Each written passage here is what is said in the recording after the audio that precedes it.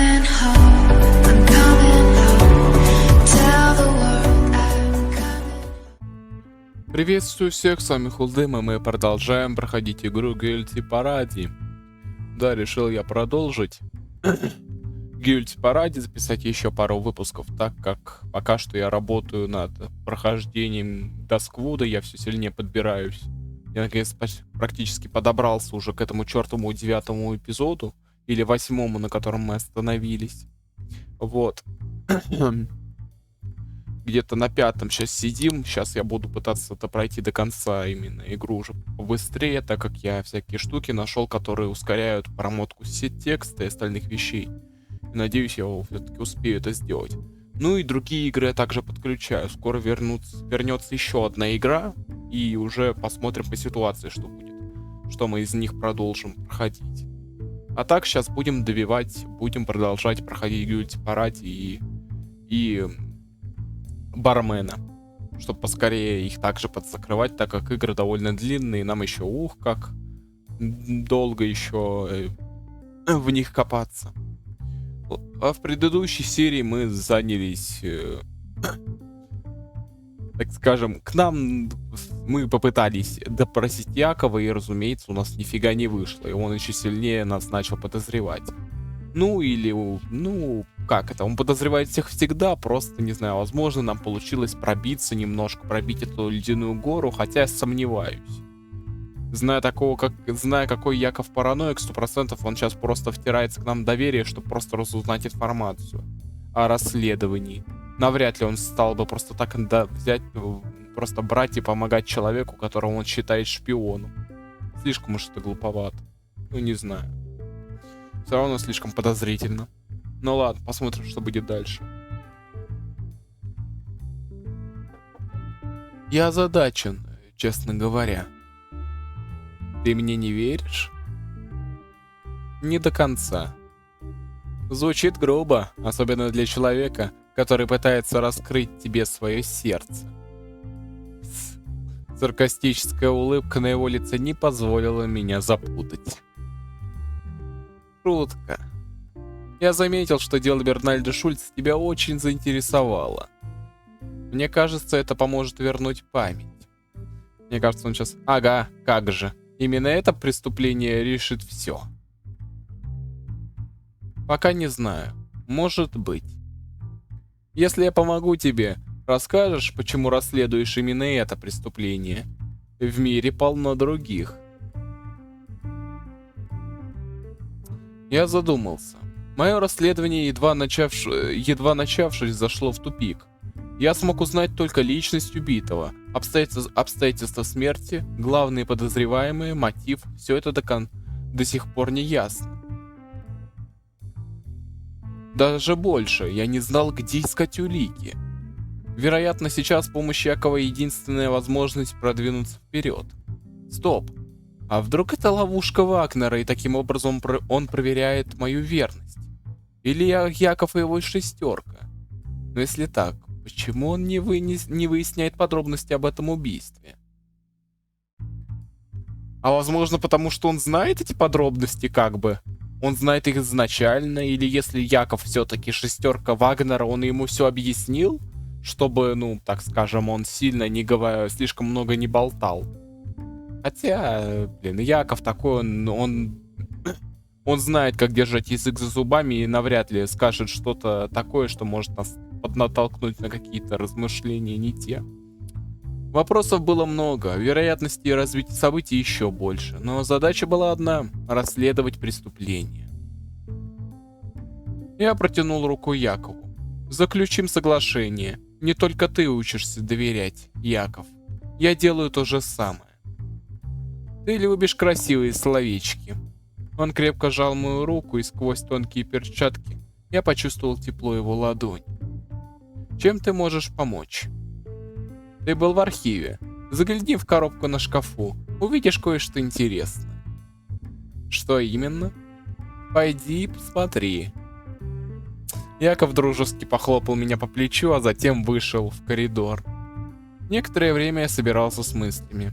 Нужно идти в архив и узнать, что же там спрятано. Эх, подозрительно же это, Яков, подозрительно.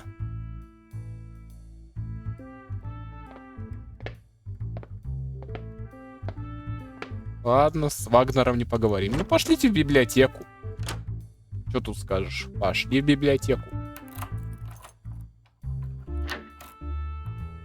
Так, он сюда просил, да? На верхнюю полку. А, да. Отряд миротворцев. Внимание! Объявляется набор в специализированный отряд миротворцев под руководством генерала Бернальда Шульца. Совершенно новая подготовка, выработка альтернативной методики ведения боя, психологическая поддержка солдат. Условия: мальчики и девочки от 14 лет с письменным разрешением от родителей или опекунов. Родина нуждается в тебе. Отряд Бернальда Шульца? Я уже слышал о нем. Подождите-ка.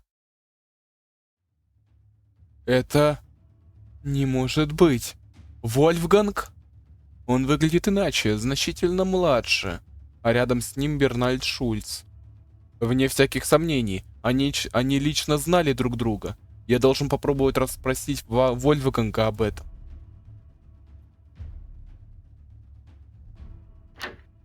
Вот тебе и интересность выплыла. Подозри. Так, давайте тогда, все, продолжаем. Небольшая неполадка. Продолжаем. Так, что нам надо? Ой. Расспросить Вольфганга о Бернальде Шульце. Отлично. Путь мне преградила высокая фигура Оливера. Что-то этот Оливер, блин, такой...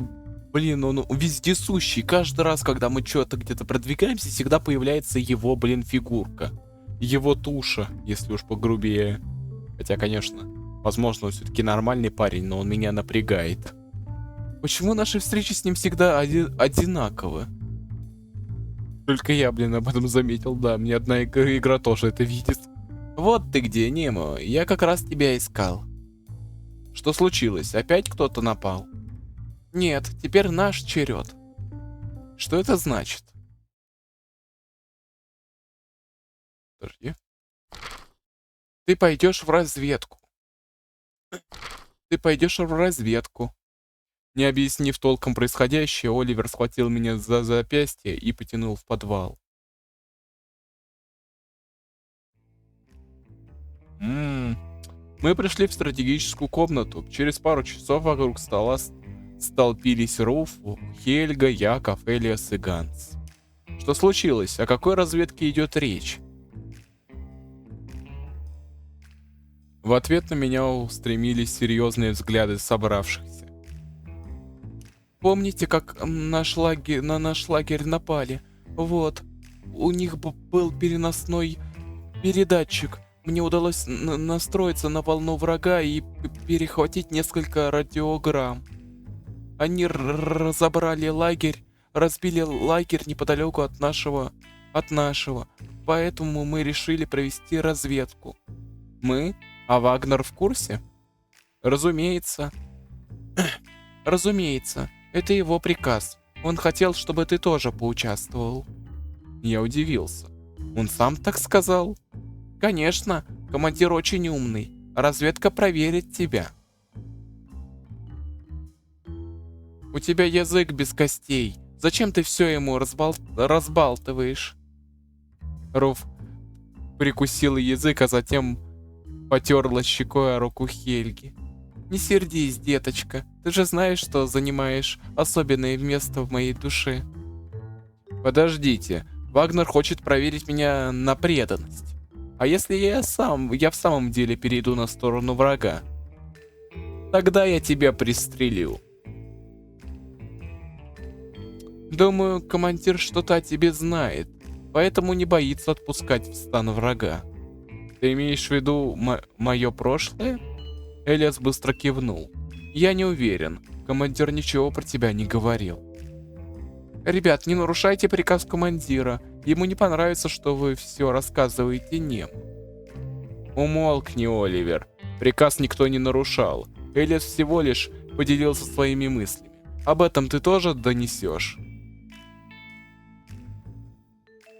Яков со злостью процедил эти слова сквозь зубы. Оливер вытер пот со лба сложенным платком и посерьезнел. Это не донос, это отчет. Нашему отряду не хватает дисциплины и субординации. Я перестал их слушать и задумался. А вдруг Вагнер знал обо мне с самого начала, поэтому не побоялся доверить важное расследование? Тогда почему сразу все не рассказал? Хотел манипулировать? Ну, скорее всего. Каким я был раньше? Какую должность занимал? Как меня звали? Кем были мои родители? Я потряс головой. Нужно хорошенько это обдумать, но сейчас не самое подходящее время. Спор утих, и разговор вернулся к обсуждению разведоперации. Зачем там вообще нужен Немо? Мы справимся сами, и я не хочу приглядывать за ним. В чем-то Яков был прав. Отпускать меня на волю рискованно. Я пока не мог предположить, что собирался сделать, оказавшись в лагере врага. Вдруг это обстоятельство поможет моей памяти восстановиться. У Немо амнезия. Его прошлая жизнь сейчас не имеет значения. Он может перейти на сторону врага так же легко, как оказался на нашей. Там его никто не знает. Маловероятно, что враги купятся на дешевые оправдания. Это не исключает вероятность, что там его опознают, или он сам что-то вспомнит. Тогда ты пристрелишь меня, верно? Ты же будешь за мной следить. Яков уставился на меня. Его глаза с подозрением сузились, и я почувствовал себя виноватым. И все-таки, почему командир усложняет нам задачу?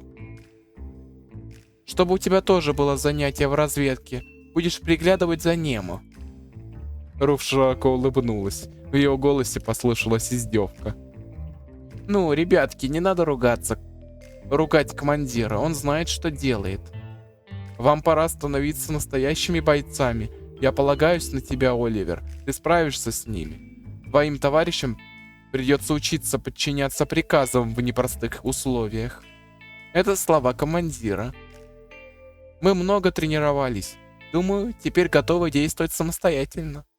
Оптимизм и самоуверенность Оливера удивили меня. Ой, извиняюсь. У нас ничего не получится. Ты не умеешь командовать, Оливер. Кто угодно сделает это лучше тебя. Не стоит так говорить. Просто выполняйте приказы. Тогда и проблем не будет. А ты делал это прежде, Оливер? Нет, по-настоящему не приходилось. Только на учениях. Если мы будем подчиняться твоим приказам, нас убьют. И тогда никто не доставит наши тела обратно. Их сожгут. Так и придет наш славный конец. Ты плохой тактик, плохой командир, плохой солдат, Оливер. Все, что ты умеешь, писать отчеты. Лучше помалкивай в разведке, тогда мы останемся живы. Оливер засопел. Эй, хватит обижать Оливера. Это правда, и нам стоит с ней считаться, если хотим, чтобы операция прошла успешно. Мы можем придумать план и действовать строго по нему.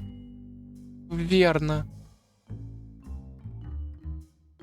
Элиас тихо кашлянул, заставляя всех нас повернуться в его сторону.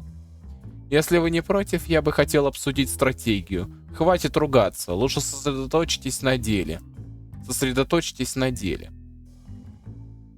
Согласна. От пустого трёпа я как будто тупею. Хельга достала сигарету. Здесь запрещено. Здесь запрещено. Я знаю. Она закурила под аккомпанемент тяжелого вздоха Оливера.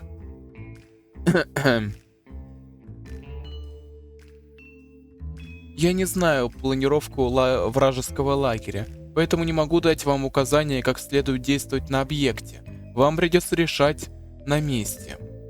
Тогда зачем мы здесь собрались? Мда, не очень хорошо, даже опасно. Вдруг с Хельгой что-то случится. Не случится. Я защищу ее. Ой. Ганс раскраснелся. Ой. Мне не нужна помощь.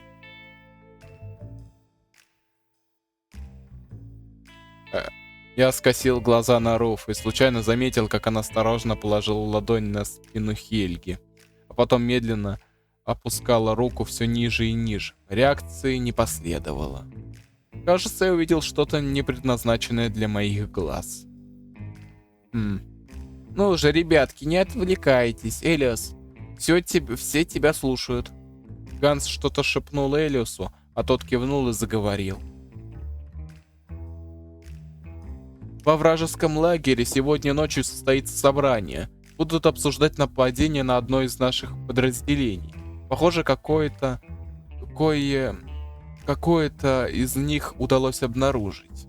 Цель этой разведки — узнать о планах врага и оценить обстановку. То есть определить точное местоположение лагеря, численность солдат и их вооружение. Если вам удастся остаться незамеченными, утром наша армия нанесет удар по их лагерю. Перед началом собрания должен подъехать грузовик с провизией.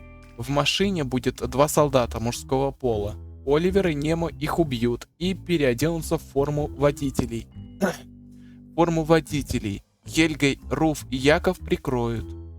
И еще кое-что. Если возникнут проблемы с маскировкой, пусть Яков займет место Оливера. О каких проблемах ты говоришь? Просто на будущее. В любом случае, не отправляйте Немо в лагерь одного. Прости, Элиас, я еще кое-что поясню. Конечно. В этом лагере съедутся командиры предстоящих сражений. Кажется, они хотят как можно скорее на нас напасть. В ближайшие сутки, максимум через пару дней. Это я узнал из их переговоров. Как я понял, кому-то после первого нападения удалось сбежать и рассекретить наше местоположение. Наш лагерь маленький, поэтому еще одного нападения может не выдержать. Командир хочет, чтобы вы узнали о планах врага, чтобы потом всю информацию передать в главный штаб. А там будут готовиться к бою. Ой, ну и план. Лучше так.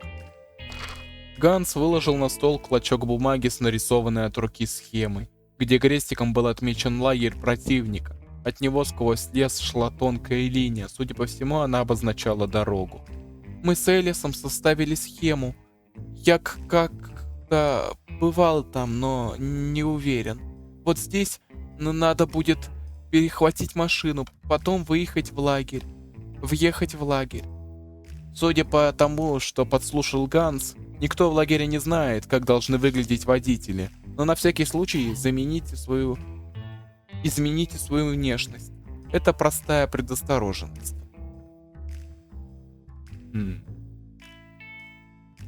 А что делать дальше? Перед выездом осмотрите лагерь. Дальше вам придется действовать самостоятельно. Маловато информации. Это все, чем я могу помочь. Я заметила. Хельга последний раз затянулась и привычным жестом потушила окурок прямо в кулаке. На ее ладони появился еще один алый ожог. Мое внимание не укрылось от глаз Хельги. Она нахмурилась и сильнее сжала кулаки. А нам выдадут оружие? Разумеется. Мне снова просить револьверу Якова? Не переживай, Немо. Командир выдал тебе кольт. Вечером я выполню его приказ. Велел выдать тебе кольт. Вечером я выполню его приказ. Спасибо. Получается, в разведку отправятся только я, Хельга, Яков и Руф.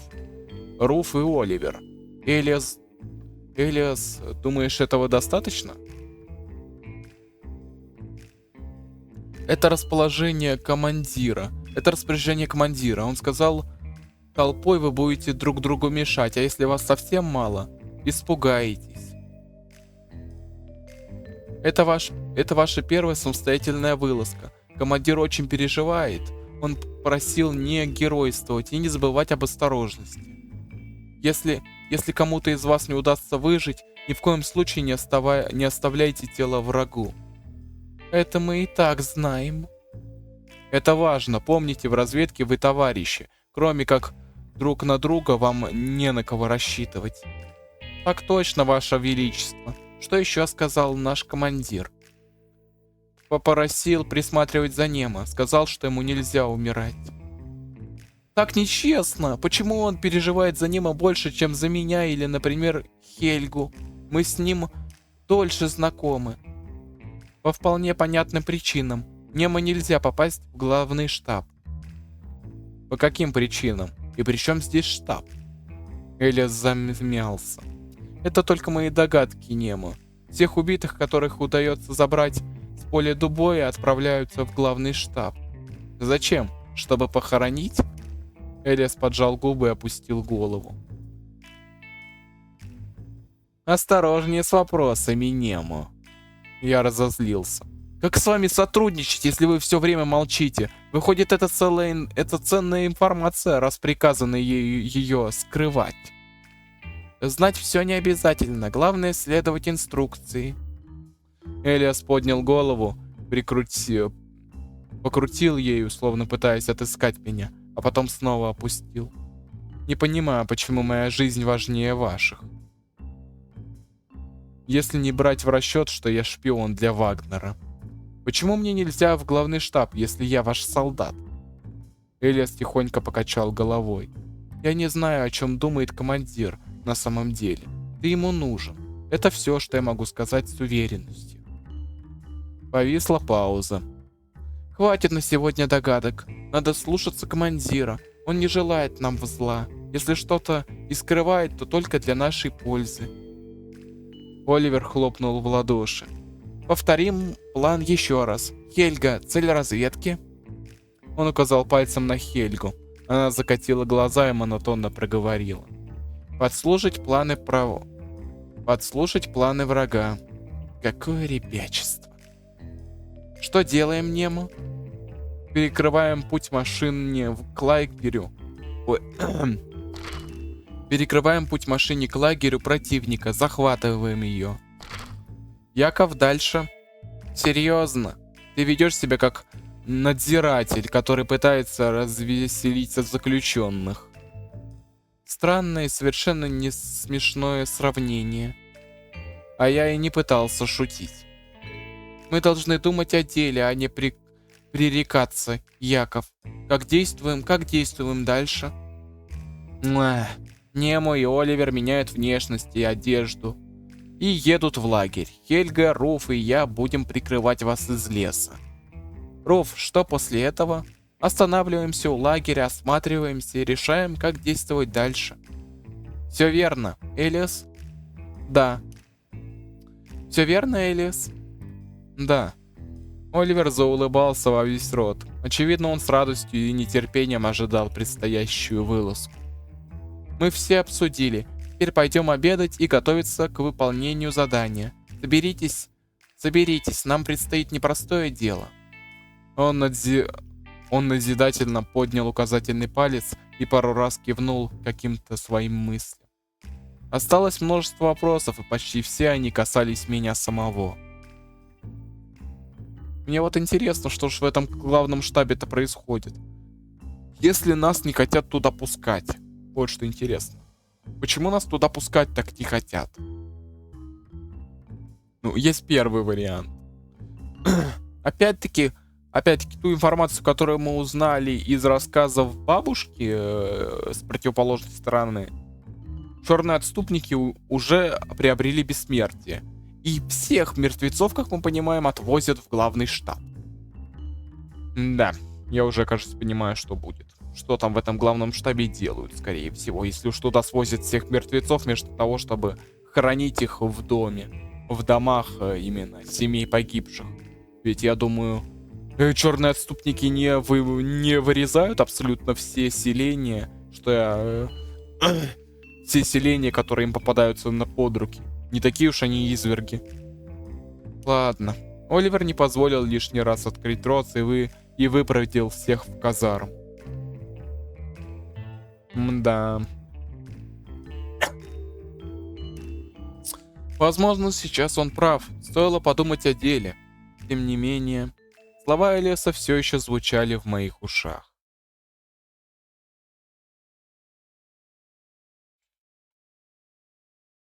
Если я в самом деле солдат с этой стороны, то мне пора искать информацию о себе где-то здесь.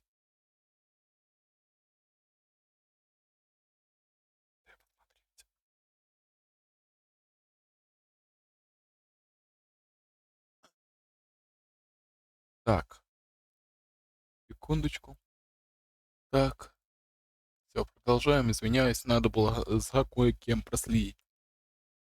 Если я в самом деле солдат с этой стороны, то мне пора искать информацию о себе где-то здесь.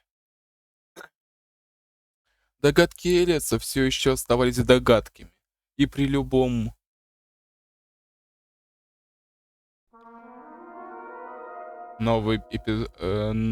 переброска на другую сторону? Нет. И догадки Элиаса все еще оставались догадками. И при любом раскладе дела я боялся тумана собственного прошлого. М.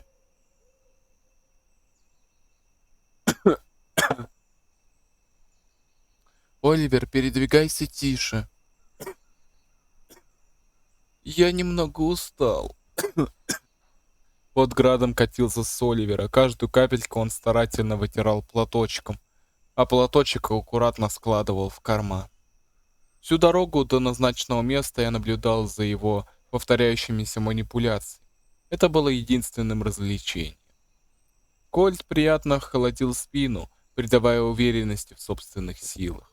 Остальные тоже вооружились. Оливер взял парабеллум, Руф вместо привычного, по ее словам, пулемета согласилась на скромный маузер. Якоб вцепился в свои револьверы, а Хельга в ружье. На оружиях были глушители, чтобы звуки выстрелов не разносились по лесу.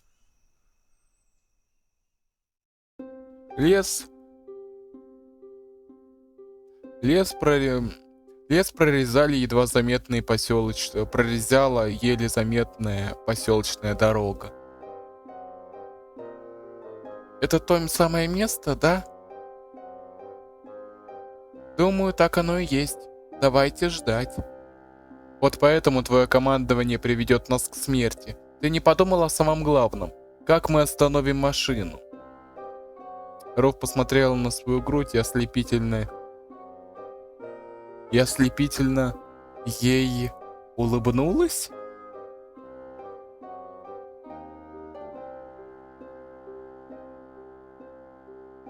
Ага. Придется вам вступить, девчонки. Покажем тем двоим всю силу женского тела. Ой. Да ну. Хельга внезапно вспылила. Дьявол, Руф! Какого черта ты несешь? Такие фокусы уже давно не работают. Думаешь, те двое окажутся полными идиотами и поведутся на столь тупые уловки? Да ладно, некоторые сейчас на это покупаются. Их даже смущает, что я парень. Их даже не смущает, что я парень. А твоя форма, Руф. Издалека видно, что ты враг.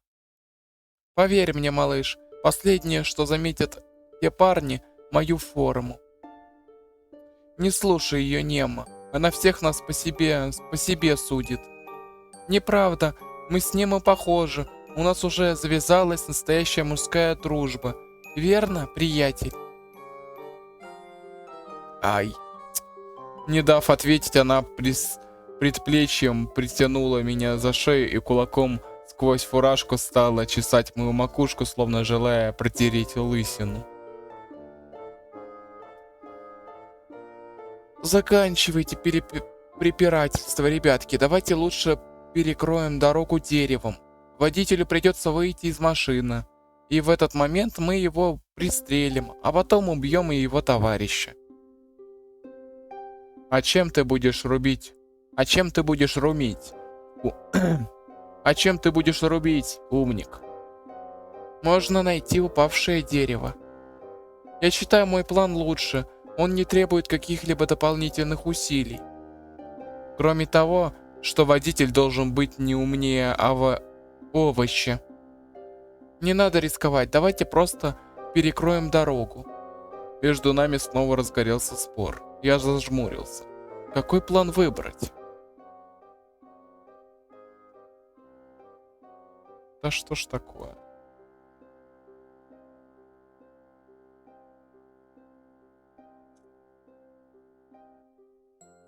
Так, надо будет подумать вообще, какой план выбрать. Но сейчас время уже тикает. Будет такой небольшой видеоролик, получится небольшим.